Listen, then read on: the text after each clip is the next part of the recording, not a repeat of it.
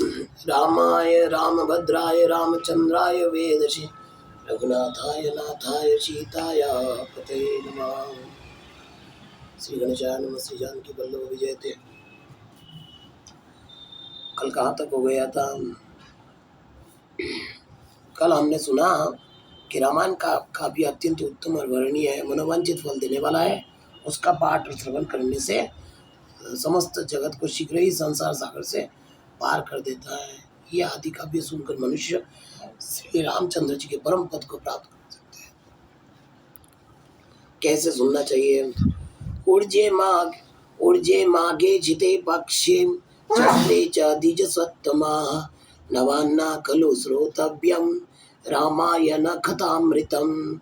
हे विप्रवर, कार्तिक माघ, ऊर्जे मतलब कार्तिक है ना, कार्तिक माघ और शीते मतलब चैत्र मास के शुक्ल पक्ष में 9 दिनों में रामायण की अमृतमयी कथा का श्रवण करना चाहिए, जिसे नवान्न पाठ कहते हैं ना, नवान्न पाठ कहते हैं। और त्रिशप्त कुल संयुक्त, ऐसा करने से क्या होगा?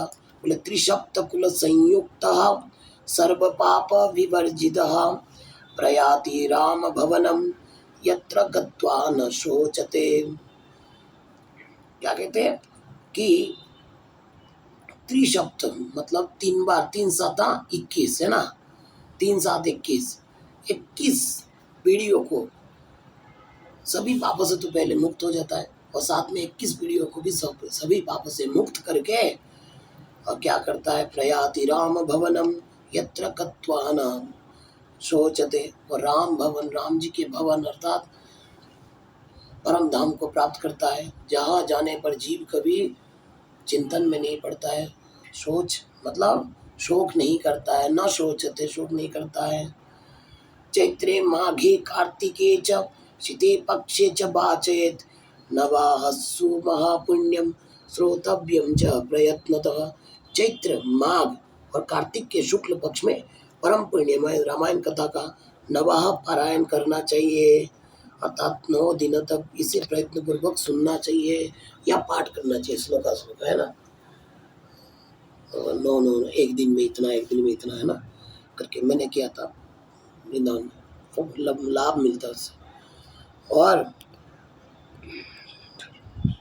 रामायणम आदि काव्यम स्वर्ग मोक्ष प्रदायकम तस्मात् घोरे कलियुगे सर्वधर्म बहिष्कृते नव विधिर नई श्रोतव्यम रामायण कथामृतम।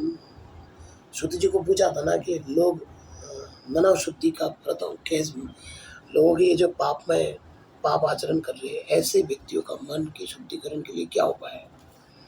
तो कहा रामायण आदि काव्य है, यह स्वर्ग और मोक्ष देने वाला है। अतः संपूर्ण धर्म से रहित घोर कलियुग आने पर 9 दिनों तक रामायण की कथा, अमृतमयी कथा को श्रवण करना चाहिए। क्यों?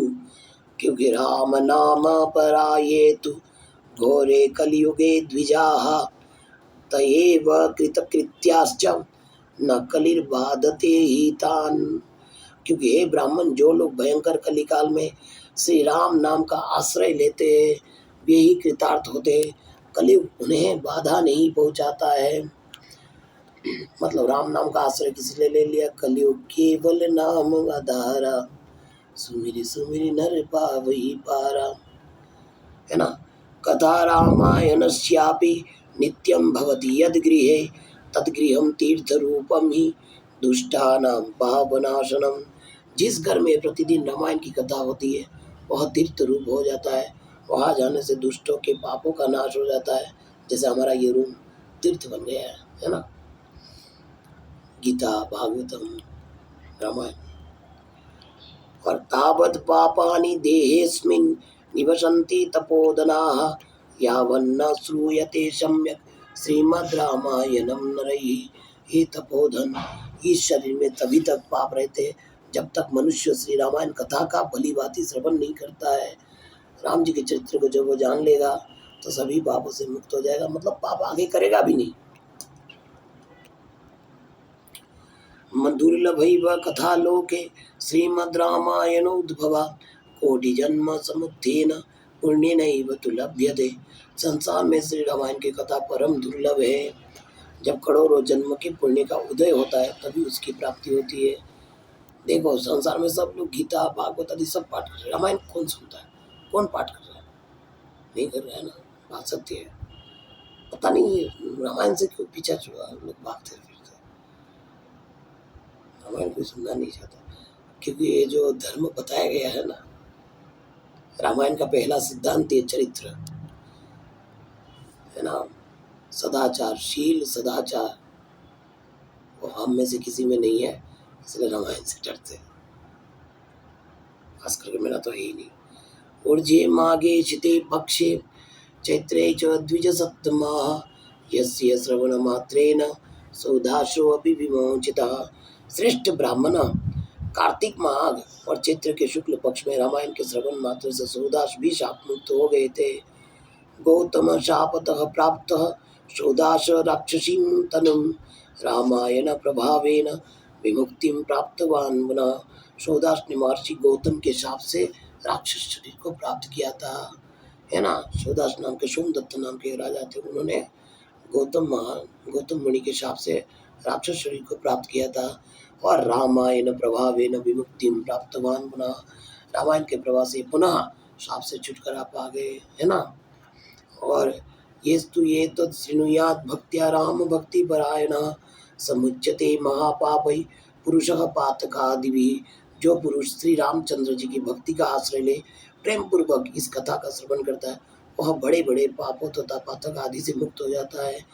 जो सौदास ने राक्षसत्व प्राप्त किया, उसके बाद उसने बहुत पाप किया है, इतना पाप किया है कि कहना किया है, उसके उद्धार कैसे भी नहीं हो सकता था। लेकिन रामायण के प्रभाव से वह ये आगे के अध्याय में हमें हमारे लिए क्लियर हो जाएगा, और रामायण के प्रभाव को भी हम जान पाएंगे। बोलिए सियावर रामचंद्र जी की जय, पवन सुत हनुमान की जय, उमापति महादेव की जय। सीताराम।